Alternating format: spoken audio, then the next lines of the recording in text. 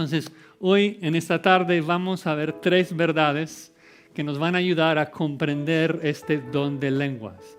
Primero su definición, luego su uso y luego su propósito.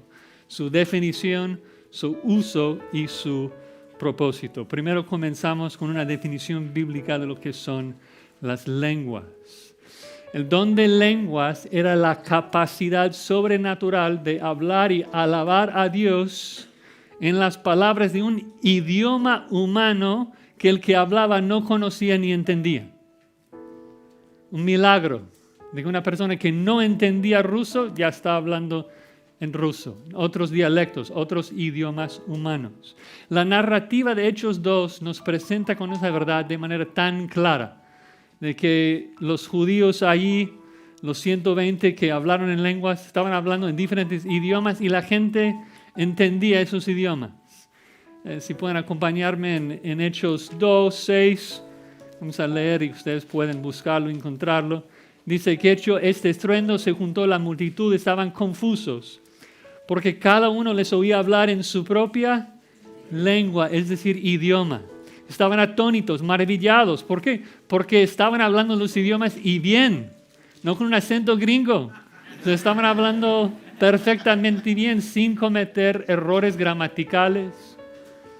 Dice, ¿cómo? Versículo 8, pues les oímos nosotros hablar cada uno en nuestra lengua en la que hemos nacido. Partos, medos, elamitas de Mesopotamia, Judea, Capadocia, Ponto, Asia, Frigia, Pamfilia, Egipto, regiones de África, romanos, cretenses, árabes. Les oímos hablar en nuestras lenguas las maravillas de Dios. Se quedaron atónitos porque obviamente fue un milagro. Era imposible que esos hermanos hablaran tantos idiomas y hablarlos perfectamente. Ahora, otra verdad que observamos en Hechos 2 es de que en este momento solamente 120 personas recibieron el Espíritu Santo y hablaron en lenguas, en todo el mundo.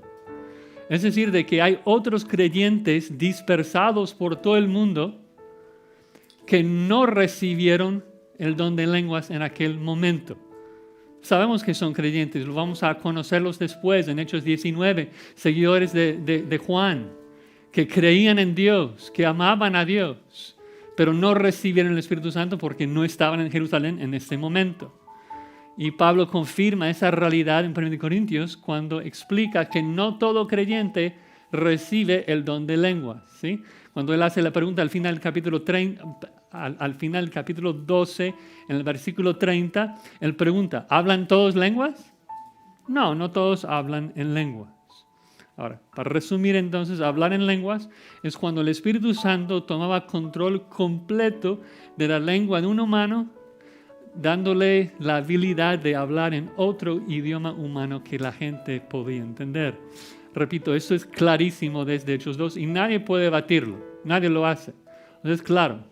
Entonces, ¿cuál es el argumento carismático? El argumento carismático es de que, aunque las lenguas de Hechos 2 son idiomas humanos, las lenguas que vemos en Corintios son otro tipo de lenguas. Entonces, quisiera pues hablar un poquito de esto y tal vez también hablar un poquito de la historia de cómo los carismáticos llegaron a hablar en lenguas. Realmente todo ocurre en el año 1901. Un pastor se llamaba Charles Parham. Estaba en los Estados Unidos. Después de ayunar, tener una vigilia por varios días, no habían comido. Hubo una joven, una hermana, se llamaba Agnes Osman, que comenzó a hablar en chino, supuestamente. Y en aquel entonces, por las primeras décadas del movimiento carismático, todos creían que estaban hablando en verdaderos idiomas. De hecho, estaban tan convencidos de que Agnes iba hablando en chino, de que mandaron a los hermanos a la China en un viaje misionero. De hecho, no sé si todos logran verlo, esto es una imagen original, lo tomé de la página web de los apostólicos, del dibujo original de Agnes Osman en los 1900, donde está escribiendo en chino. O sea, es interesante, ustedes se ríen porque es tan obvio que no es un idioma humano, es tan obvio para nosotros que no es chino, En los 1900 no era tan obvio, o sea, no hubo muchos chinos ahí en el estado de Kansas. Pero sí, o sea, la hermana bien intencionada, creo, pero ya que fueron y ningún chino los entendía, regresó y es como que ahora, ¿qué vamos a hacer? Comienzan a estudiar otros pasajes y llegan a la conclusión, ok, entonces hay varios tipos de lenguas, varias familias de lenguas. Entonces, quiero ir a esos textos para ver si realmente lenguas son dos cosas diferentes en el Nuevo Testamento o si siempre es la misma cosa. Primero, justifican esa tipo de lenguas en 1 Corintios. Primeramente, vamos a estar en 1 Corintios 12 al 14, si tienen sus Biblias de estar allí. Pero dice en 1 Corintios 12, 10, de que Dios, por su Espíritu, ha dado a unos hacer milagros, a otros profecía, a otros discernimiento de espíritus, a otros diversos géneros de lenguas. Dicen, diversos géneros de lenguas, algunos son idiomas humanos, otros angelicales, otras lenguas de cualquier otro tipo. El problema con esa idea es de que no es lo que significa la palabra género. Genos en griego significa familia de idiomas. Y de hecho, si tenemos la duda, Pablo utiliza la misma palabra en el mismo contexto en 1 Corintios 14, 10. 1 Corintios 14, 10, la misma palabra, pero aquí traducida.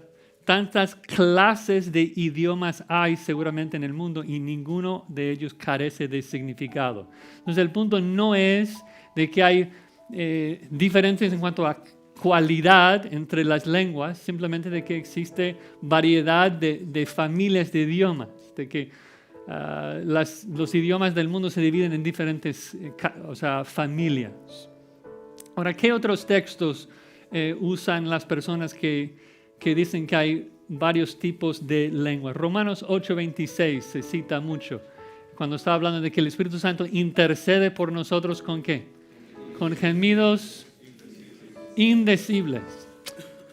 Bueno, no puede ser lenguas porque Pablo dice que son indecibles. Literalmente la palabra griega significa inaudibles, o sea que no se pueden expresar.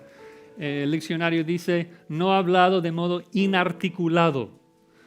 La manera en que el Espíritu por nosotros con el Padre no es con un idioma. O sea, la Trinidad no habla español entre sí, ni ningún otro idioma, o sea, comparten el mismo ser. Entonces no está hablando de lenguas allí. Otro texto sería 1 Corintios 13, angélicas.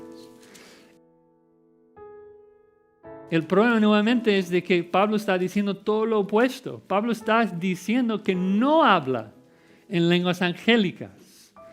Vean lo que dice. Dice, si yo hablase, no que yo hablo, si yo hablase, si fuese posible hablar en lenguas humanas y angélicas, pero no tengo amor, sirve. No importa. Luego, mira cómo sigue. Aunque pudiera entender toda ciencia, ¿Pablo entendía toda ciencia? No. Aunque pudiera trasladar montes, ¿Pablo movía montes? No. Aunque hubiera entregado mi cuerpo al fuego, ¿Pablo había entregado su cuerpo al fuego? No. Está diciendo, aun si pudiera hacer esas cosas y no las hago, no sirvo para nada, porque sin amor nadie puede edificar, que es el propósito de los dones.